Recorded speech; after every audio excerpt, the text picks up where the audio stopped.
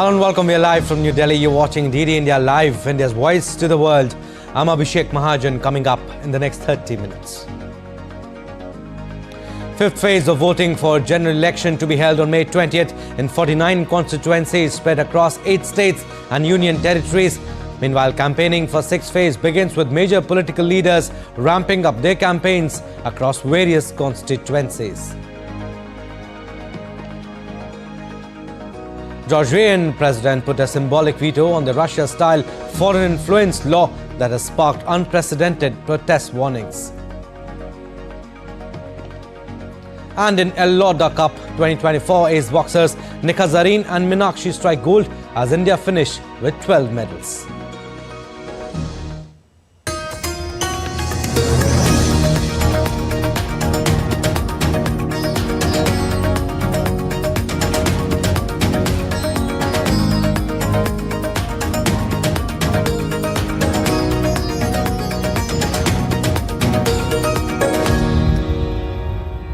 All right, first, let's get to the latest on the world's largest democratic election in India.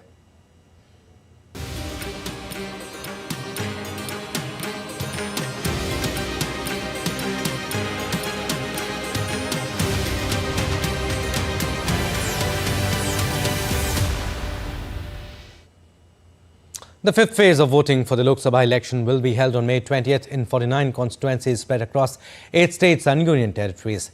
Phase 5 of the general elections will witness voter participation from 14 seats in Uttar Pradesh, 13 in Maharashtra, 7 in West Bengal, 5 in Bihar, 5 in Odisha, 3 in Jharkhand and 1 each in Jammu and Kashmir and Ladakh.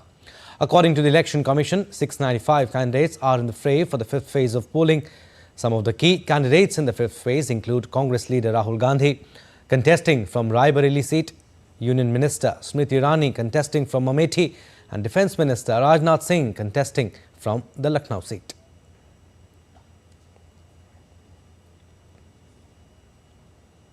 All right, we'll go across to Ladakh. DD India's Gautam Roy is joining us live from there. Good afternoon, Gautam. Ladakh is all set to vote in the Lok Sabha election on Monday and will witness a triangular fight among the BJP, the Indie Bloc and an independent candidate from Kargil. Tell us how interesting you think the battle will be.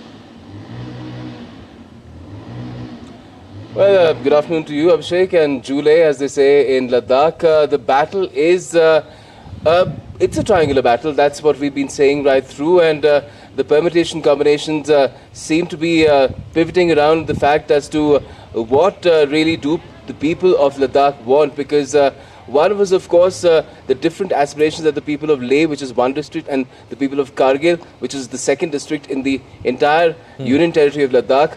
They have different aspirations, but there are some common aspirations as well, which is what the demand had been when there was an agitation on here as well in February, the 4-point agenda. But as far as the politics of Ladakh is concerned, it's again confined to the BJP, which has been talking about how it's been pushing forward development in the region ever since the abrogation of Article 370 and 35A, and that has been visible in the form of how infrastructure, be it roads, connectivity, health services, education, have been developed.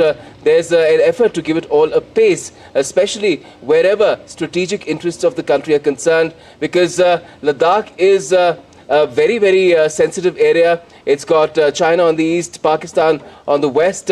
So those priorities are being pushed forward, apart from the fact that there is a goal to make Ladakh carbon neutral as well by 2050. So a lot of activity is taking place in those arenas. But as far as the contest goes, since there are two candidates, one each of the BJP and the Congress and NC from Leh, there was a difference in terms of the party units in Kargil, and they left, they rebelled against these two parties, the National Conference and the Congress, and they put up this independent candidate who also used to be with the NC. And there's a lot of speculation around what will happen as a consequence of that, because there are slightly more voters in Kargil, which is dominated by one community, Leh by another, than Leh. Just a difference of a few thousand.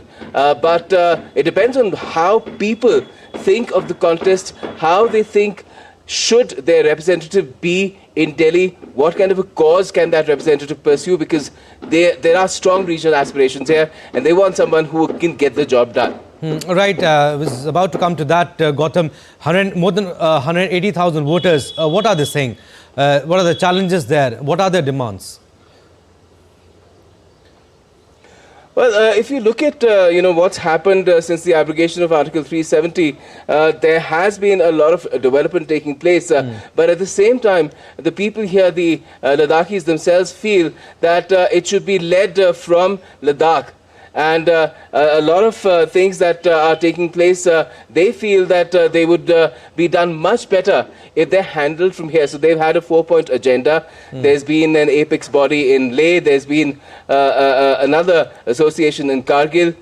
They have an alliance there, and they have been demanding 4 things. One is that there should be 2 parliamentary seats, one each for Kargil and Leh. There should be a public service commission for this union territory itself. There should be a 6th schedule protection, the constitutional protection for this region. So these are the kind of demands that they've had. All right, Gautam, we'll leave it at that. Thank you for your inputs. Thank you. In the Raebareli Lok Sabha constituency, the Gandhi name is central to every political discussion, be it among voters, the Congress party striving to maintain its stronghold, or the BJP fiercely contesting for victory. The Congress has so dominated this area that it has only lost Raebareli 3 times since independence in 1977, 1996 and 1998.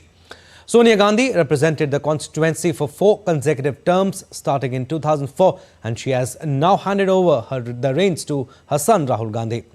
Watch this special report by DD India correspondent Prasar Bharati. Raebareli, the constituency in Uttar Pradesh, is steeped in political history and family legacies. For over 7 decades, the Gandhis have held sway over this electoral stronghold. From triumphs to setbacks, the Gandhis have remained intertwined with Raebareli's destiny. But in the recent Lok Sabha polls, the winds of change are blowing. The BJP, emboldened by past gains, posing serious challenge to the Congress supremacy. PM Modi did many good works. He built highways and improved the rail network. This time we want our candidate to spend time with us, so that they can know about our happiness and misery. We want someone whom we can tell our problems and they can come and solve it. We are taxpayers, so we should get at least basic facilities, but none of it is visible anywhere. As election fever grips Raebareli, critical issues take center stage. Development, employment and price rise weigh heavily on the minds of the voters, especially the youth. BJP's development without biased narratives resonates with many voters, but the Congress' long-standing association with the constituency cannot be discounted. With alliances and shifting loyalties, the electoral landscape of Raebareli is more dynamic than ever. As Raebareli prepares to cast its vote, the echoes of its past mingle with the aspiration of its future, shaping the destiny of a constituency and the nation at large. With camera person Gaurav Giri, this is Taposh Bhattacharya for TD India from Raebareli in Uttar Pradesh. And the 6th phase of the Lok Sabha elections has officially commenced, with major political leaders ramping up their campaigns across various constituencies. Prime Minister Narendra Modi is focusing his efforts on addressing rallies in key battlegrounds. The Prime Minister began today's campaign from Jharkhand. Addressing a public rally in Jamshedpur, PM Modi said both Jharkhand Mukti Morcha and Congress know nothing about development. The Prime Minister will also address public meeting in West Bengal's Purulia, Bishnupur and Medinipur. And campaigning for 6th phase gains momentum, with opposition also ramping up their campaigns across various constituencies. Former Congress President Rahul Gandhi and Samajwadi Party National President Akhilesh Yadav are scheduled to jointly address a public meeting in Mungari, Karchana districts of Uttar Pradesh. And a delegation comprising several foreign diplomats, including Singapore High Commissioner to India Simon Wong and Nepal's Ambassador to India Shankar P. Sharma, attended Prime Minister Narendra Modi's public meeting in northeast Delhi on Saturday. Representatives from 13 diplomatic missions across the globe were present at the rally to observe the vibrancy of India's democratic process in action. Voting in Delhi for all 7 Lok Sabha seats will be held in a single phase on May 25th. And in connection with the alleged assault on Aam Aadmi Party MP Swati Maliwal, Delhi court sent Delhi Chief Minister Arvind Kejriwal's personal assistant Bibhav Kumar to 5 days in police custody on Saturday. The police emphasized that his custody was necessary for questioning him about the reason for the assault. The police noted that the accused did not provide the password for his mobile phone to the investigating agency. Moreover, Bibhav Kumar stated that his phone had been formatted in Mumbai due to malfunctioning. AAP Rajya Sabha member Swati Maliwal filed an FIR at Civil Lines Police Station on Thursday, alleging Arvind Kejriwal's aide Bibhav Kumar of assaulting her at the CM's residence on May 13th morning. And residents across India have been grappling with searing temperatures as a scorching heat wave grips several parts of the country. The Indian Met Department has issued a red alert for normal to severe heat wave conditions to prevail in northern India. The authorities has advised people to stay indoors since there is a high possibility of developing heat-related illnesses from too much exposure to the sun. Whereas IMD has also forecast predictions of heavy rainfall in Kerala for the next 5 days and have issued a red alert in 3 districts of the state till 20th May. And let's take a look at other stories making news today. On May 18th, an Air India Express flight from Bengaluru to Kochi made an emergency landing due to a reported fire in one of the engines. A full-scale emergency was declared and the fire was promptly extinguished upon landing. All 179 passengers and 6 crew members have been successfully evacuated from the aircraft. Since the sacred portals of Kedarnath Dham, one of the 12 Jyotirlingas, opened to devotees on May 10th, over 2 lakh pilgrims from across India and abroad have visited the revered site. In Jammu and Kashmir, terrorists opened fire at former Sarpanch Aijaz Sheikh in Shopian, who later succumbed to injuries at a hospital. In another incident, 2 people from Jaipur were injured after terrorists opened fire at a tourist camp in Anantnag district. And in the serene town of Udhampur, potter Muhammad Shafi continues the centuries-old tradition of crafting earthen pots, a practice passed down through generations. Earthen pots have natural cooling properties and health benefits as it keeps water cool and food fresh without the need for electricity. 77-year-old potter Shafi dedicated 60 years to preserving the age-old art of eco-friendly pottery. And the weavers of quaint village of Manipur gives banana fiber craft a new dimension of handloom. Artisans here are pioneering the use of banana fiber and giving a new dimension to traditional weaving and crafting techniques. This innovative approach not only honors the rich cultural heritage of the region but also introduces a sustainable and eco-friendly alternative transition. All right, time now for a very short break, but still to come on this edition of DD India Live. Dominican Republic all get up for Sunday's presidential polls.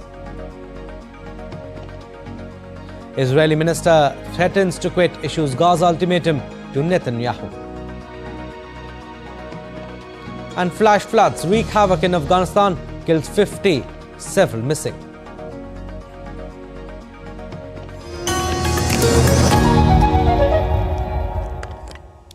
Hype versus facts. In-depth news and analysis with experts who will help you decide why this election matters. DD India is the main election headquarters with numbers most accurate, data most reliable, and viewership across the platforms.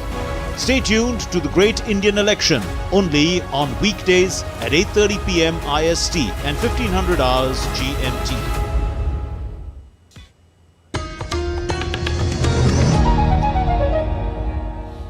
Welcome back. You're watching DD India Live. I'm Abhishek. Israeli War Cabinet Minister Benny Gantz demanded on Saturday that Prime Minister Benjamin Netanyahu commit to an agreed vision for the Gaza conflict. Gantz, in a press conference, said he wanted the War Cabinet to form a 6-point plan by June 8. If his expectations are not met, he said he will withdraw his centrist party from the Conservative Premier's broadened emergency coalition. Gantz said his proposed 6-point plan would include bringing a temporary US-European Arab-Palestinian system of civil administration for Gaza while Israel retains security control. The war cabinet must form a 6-point plan by June 8 to bring home our hostages, to eliminate the Hamas regime and demarcate the Gaza Strip to ensure Israel's security control. If Prime Minister Benjamin Netanyahu prefer the national to the personal and choose to follow the path of Herzl, Ben-Gurion and Rabin, you will find us partners in the struggle. But if you choose and lead the entire nations into an abyss, we will choose to resign from the government. And fierce fighting underway in northern Gaza, where Israeli forces battled Hamas terrorists in the narrow alleyways of Jabalia. Israeli troops and tanks pushed into parts of Jabalia on Saturday. Jabalia is the largest of Gaza Strip's 8 historic refugee camps. Israel has conducted renewed military sweeps this month of parts of northern Gaza, where it had declared the end of major operations in January. The Israeli military said forces have continued to operate in areas across Gaza, including Jabalia and Rafah, carrying out what it called precise operations against terrorists and infrastructure. And as the fighting raged, the US military said trucks started moving aid ashore from a temporary pier, the first to reach Gaza by sea in weeks. The World Food Programme, which expects food, water, shelter and medical supplies to arrive through the floating dock, said the aid was transported to its warehouses in Deir al-Balah in central Gaza and told partners it was ready for the distribution. The United Nations earlier reiterated that truck convoys by land was still the most efficient way of getting aid in. And Israeli forces have recovered the body of one of the hostages from Gaza. IDF chief spokesman Daniel Hagari confirmed that Ron Benjamin was found alongside the bodies of 3 other hostages whose identities were confirmed on Friday. The 53-year-old had been taking part in a group cycle ride near the Gaza border when the Hamas attack began on 7th October. The military said Benjamin was killed at the Mefalsim intersection and his body was abducted to Gaza by Hamas terrorists. Ukrainian President Volodymyr Zelenskyy says that his country's forces have been repelling Russian attacks as Moscow claims to have captured a village in the Kharkiv region. Russia also said its forces shot down a Toshkayu missile fired by Ukraine. Meanwhile, Kiev has accused Russia of targeting civilians in 2 cities in Kharkiv, which has become the new front in the conflict. However, Zelenskyy remained confident that Ukrainian troops were in a stable position in the region. I thank all our warriors who showed sufficient resilience and managed to gain more confidence, especially in the Kharkiv direction this week. The occupier is losing its infantry and equipment, a tangible loss, even though just as in 2022, it was counting on a quick advance on our land. Now, Donald Trump has been endorsed by the National Rifle Association, a powerful gun advocacy group in the United States. He received the blessing at the NRA's annual meetings on Saturday. The former US president told members that if they helped him get re-elected, he'd roll back gun safety regulations, calling himself the best friend gun owners ever had in the White House. Tony Wortman has more.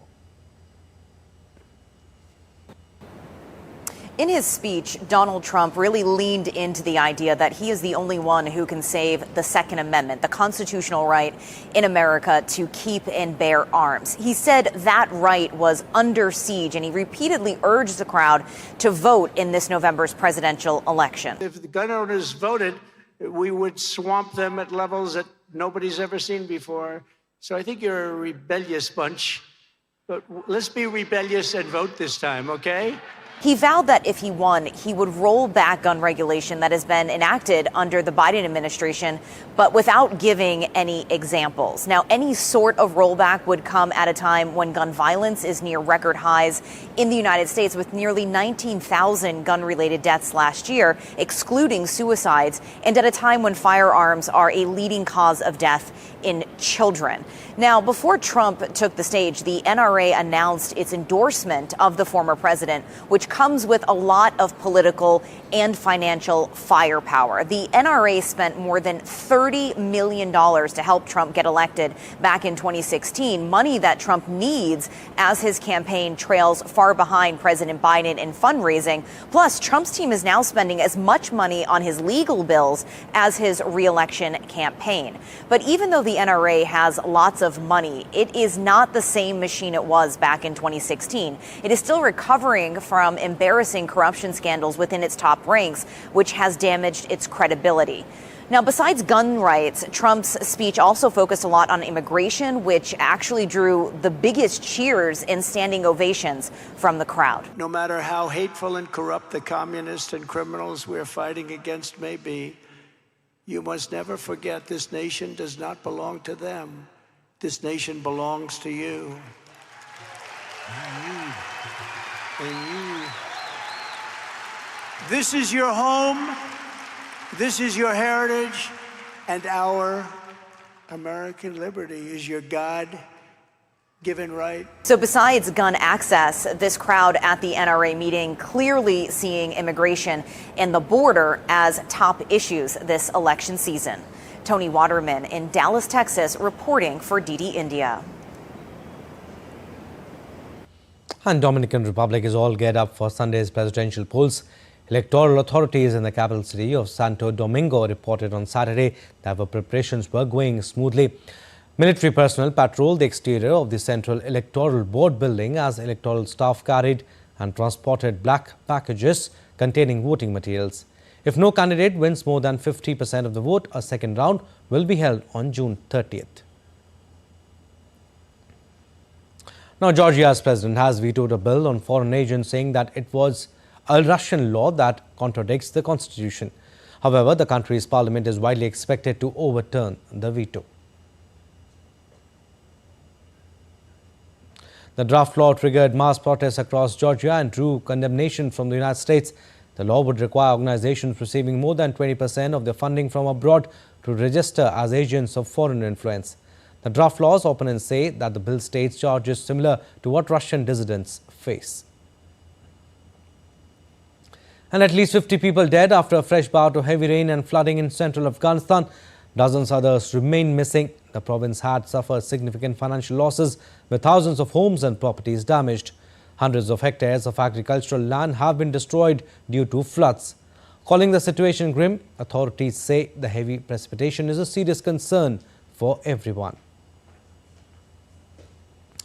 Heavy rainstorms swept across southern China caused heavy traffic across the region.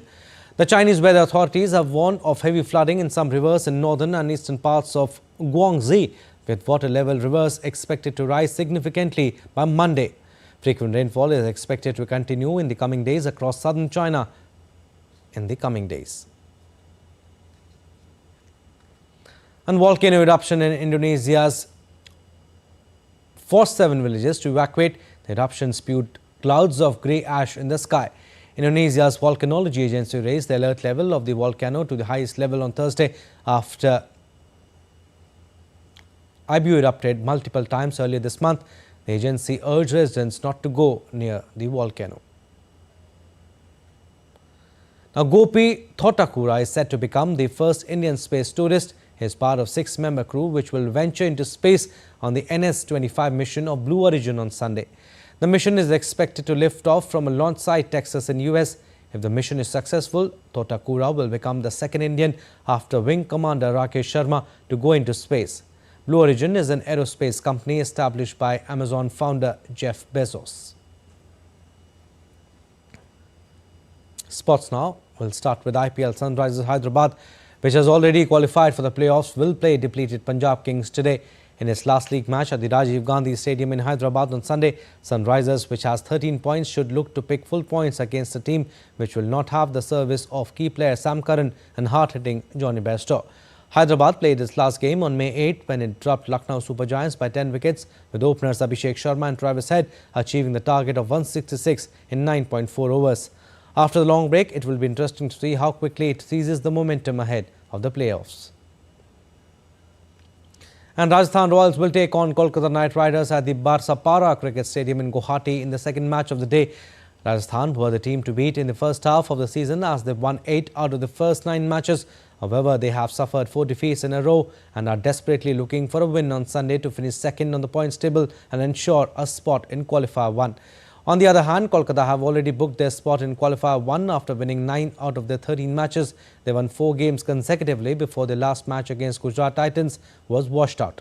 This is an inconsequential game for the Knights, but they would want to continue their momentum into the playoffs. All right, that's all for this edition of DD India Live, but do let us know your thoughts on the news of the day. For those on the go, you can get all the latest news and updates from India and across the world on DD India mobile app. The app is available on both Android and iOS. Scan the QR code on the screen to download now. And we'll be back with more news as it breaks here on DD India. I'm Abhishek. From all of us here in Delhi, thanks for watching DD India Live.